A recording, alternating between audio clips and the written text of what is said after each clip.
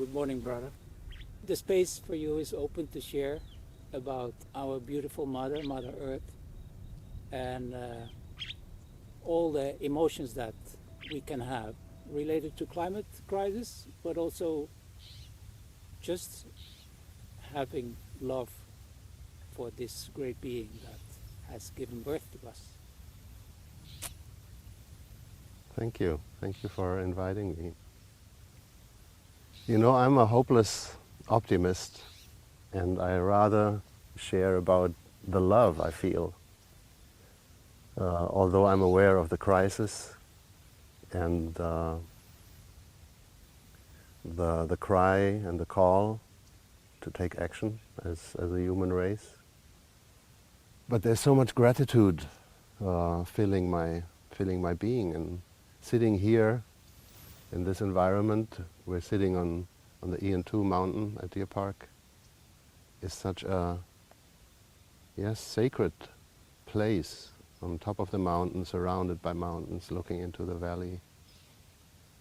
And I can't help but smile when I think of Mother Earth as this ball of woods and rocks and water floating in space, and we're on top of it, like crawling on it like little ants. It just makes me smile, this giant, mighty mother that gives birth to us and gave birth to our parents and to our parents' parents. This eternal stream of life that has been given and been taken by this mother. And I also have to admit that I haven't been always aware of these things, that I was not always able to look that deeply, and I was just a citizen that lived on earth with all the business to do, the work, the family, the social responsibilities. But I had moments where awareness was brought to me, and I'm very grateful. And looking back, these were the little moments that contributed, maybe in a small scale, to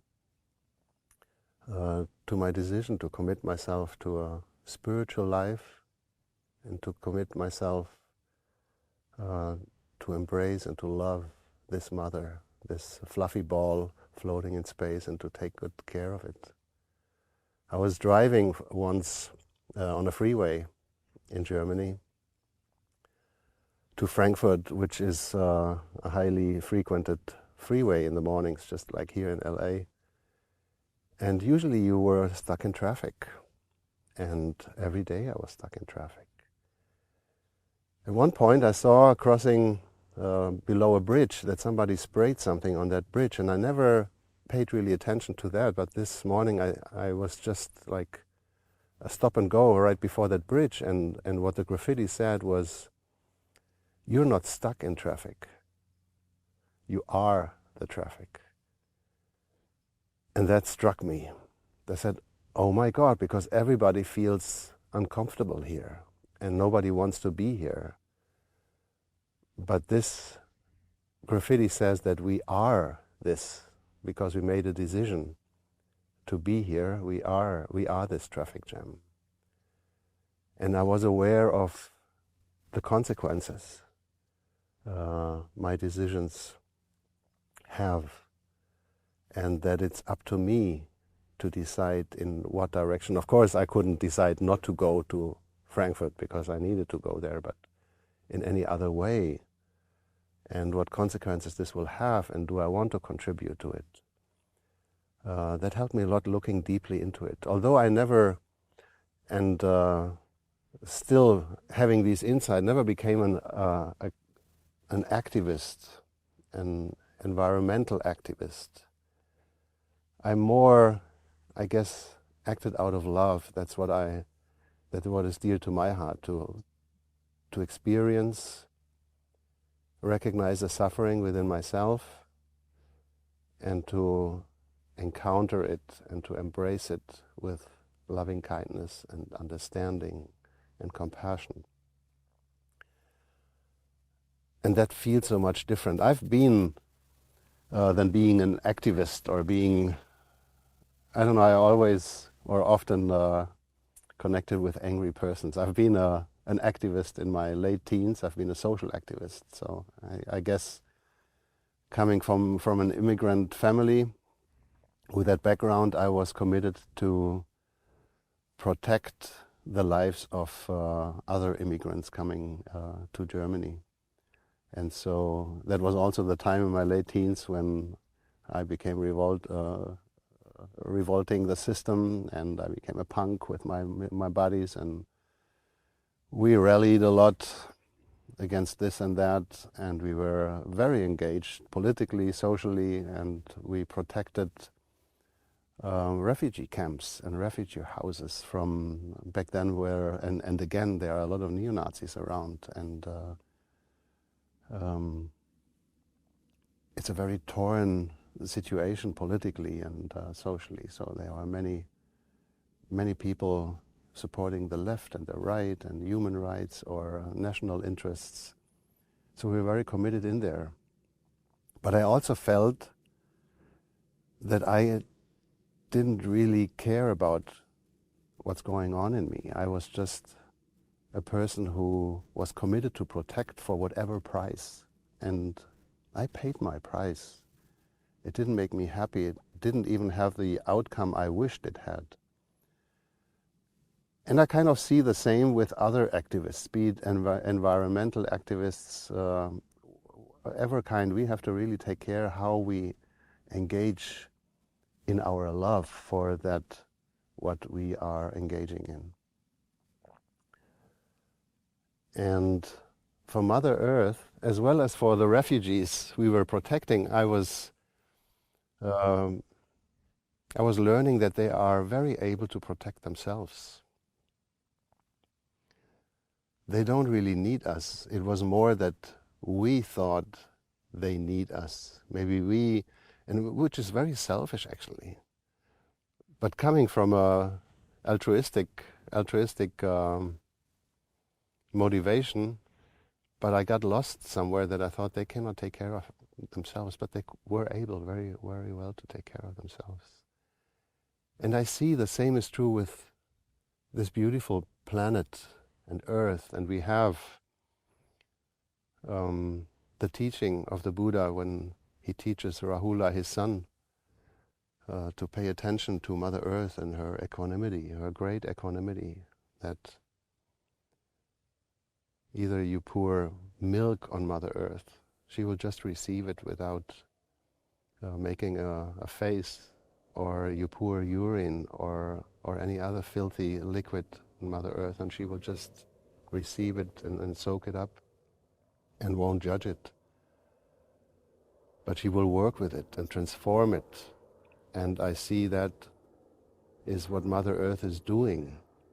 And because of her greatness and this mighty ball floating in space, I see it is very capable of taking care of itself. And when it responds, because it has to balance it out, it doesn't affect the planet itself, it affects the villages that we have built, it affects the cities, it destroys freeways where people get stuck in traffic.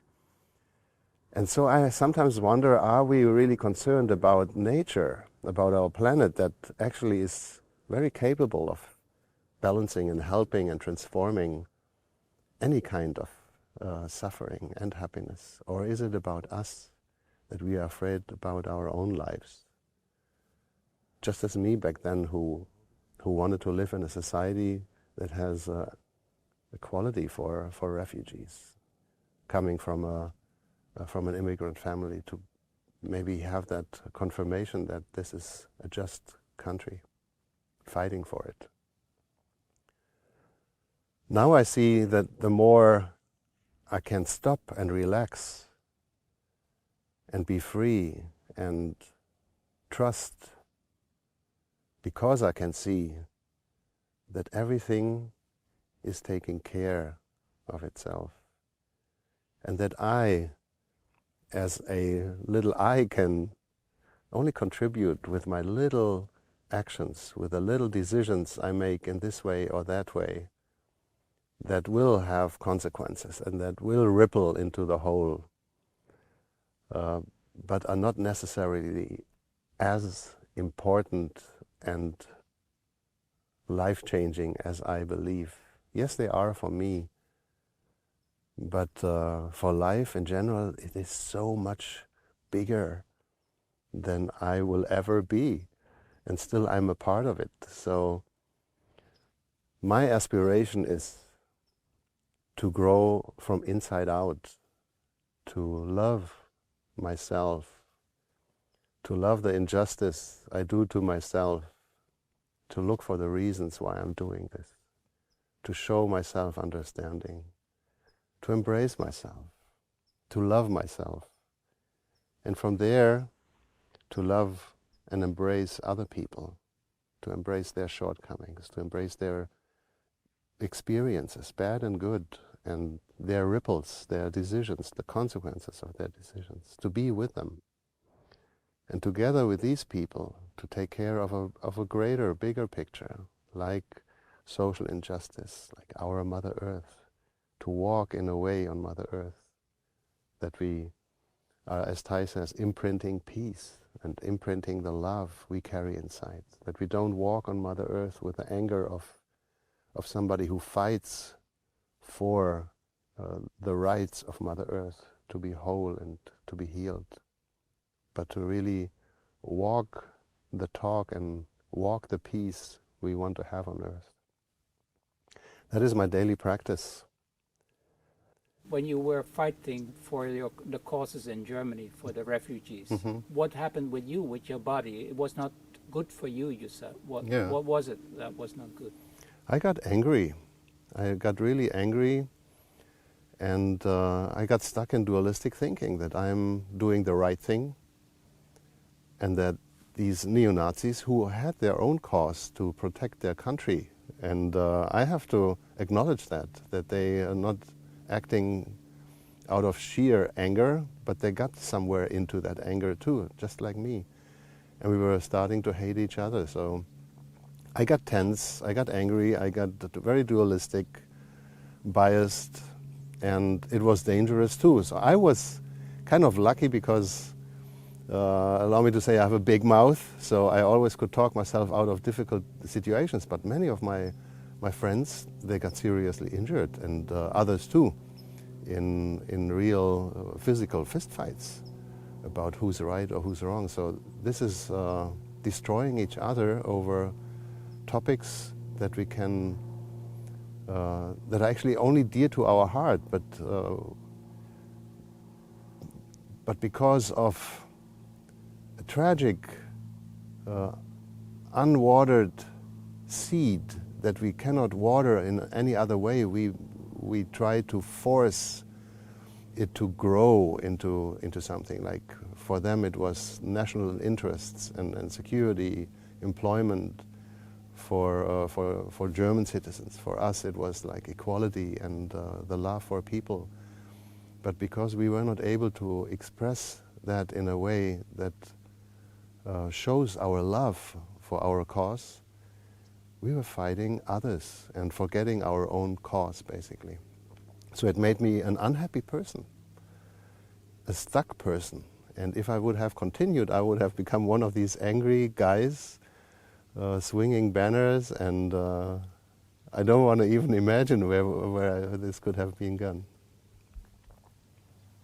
And you know, brother, there is a lot of people, activists and non-activists, related to the climate crisis, having anxiety, fear, they feel hopelessness, despair, even depression, powerlessness, maybe a feeling of injustice because the poor suffer more of the climate crisis than the rich.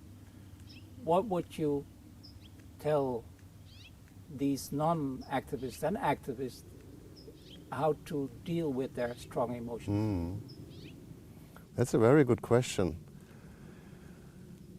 And I believe we have to trust Mother Earth, and look also deeply trust Mother Earth that it is capable and able to heal itself and to find ways, with our help, of course, and also look into ourselves where these anxieties come from and what sparks these anxieties. It is really the fear for Mother Earth, or is it the fear that I will be extinct and that I will die? And this is a very honest question that requires a very honest answer, a very deep looking, becoming still and really looking inside. What am I afraid of? Because Mother Earth will not die that quickly. We will all die before Mother Earth will die. All we can do is contribute to nourish and to nurture this planet, to be here and give life to many future generations. But we have to accept the fact that we will die. And what do you want to do with this life, and how you want to spend this life? And if you really want to nurture and keep that mother, that big mother, sustainable and loving and life-giving, how do you do that best? Does sorrow, does fear help you?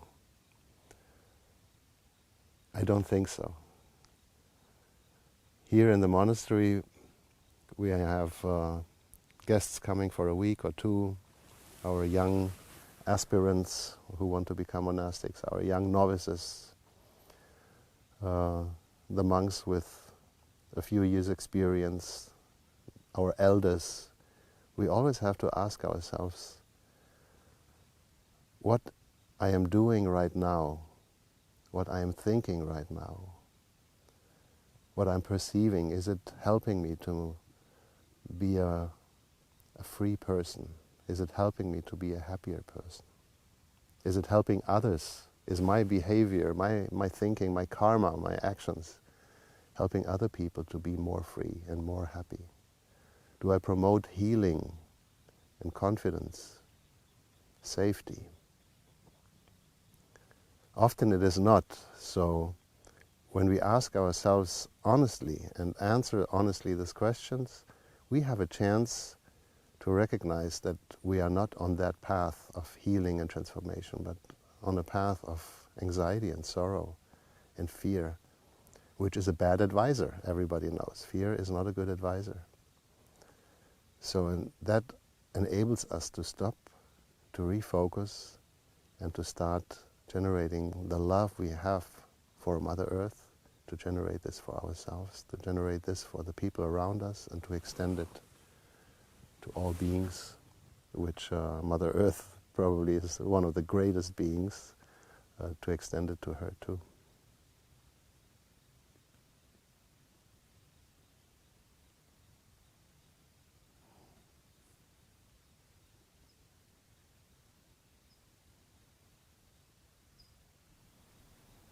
Is there anything else from your heart that you want to share?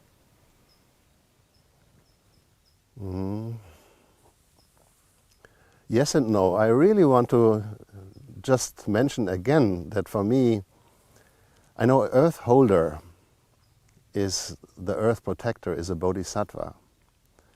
And I love that idea.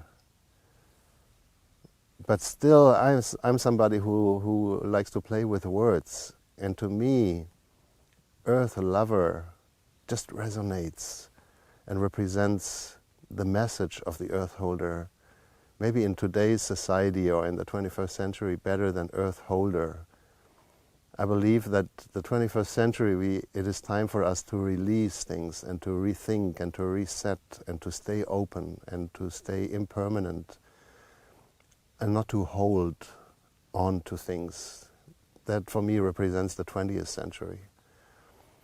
We are still young in this new millennia, but to fetch the spirit of impermanence and of taking refuge in impermanence, in the breath. As Thai says, our breathing is our anchor. Our mindful breath is our anchor. And it is something that comes and goes. So instead of holding onto the earth, to love the earth, which is much more dynamic and flexible and spontaneous in my eyes. So maybe I'm saying this because I want to make a vow to myself to stay open and loving. And now, since I have said it, I have to follow up. Talking about this new century, a new millennium, Thai always said the 21st century should be the century of collective awakening. Related to Mother Earth, how do we bring about collective awakening? Because there's still a lot of both ignorance, but there's also a lot of greed. How we cultivate collective awakening. Yeah, it's funny you're asking me. Who am I to answer that question? I just need to look at Mother Earth itself again and see her as the great example to lead us, and to see her as the teacher to guide us. And if we have questions, to direct these questions to her and observe what she is doing and doing the same. So when we talk about collective awakening, which is beautiful, and Thai also said that the next Homo sapiens will be the Homo conscious. So we will be a mindful, or we are awakening to a mindful human being. So Mother Earth is, if I observe it closely and with a still mind, awakening collectively at all times. You know, like when I just see the growth of trees in nature and bushes and rivers streaming and water falling and volcanoes erupting, it is all happening at the same time. So many different energies, qualities, with different colors and temperatures and elements are happening at the same time. If we can see ourselves in that bigger picture and we don't separate us from our own fellow human beings, and telling ourselves that what we are doing is the right thing and what you are doing must be the wrong thing because you're doing it so differently from me. When we stop and have a look at Mother Earth, how if you look at a volcano erupting, you think it's destroying something, while when you see a cherry tree blossoming in Japan, you think this is something very beautiful. We have a dualistic mind. So when we take Mother Earth as our teacher and see how collectively, synchronically, everything is happening at the same time, and still Mother Earth is happy with that and offers life, or because of that is offering life to all of us and nurtures us, continues to offer life to us, then probably this is the way to go. And we don't need to think what to do, but we need to follow and take refuge and trust ourselves in the wisdom of Mother Earth. Thank you, brother, for this deep sharing. It's helpful, at least for me. Really wonderful.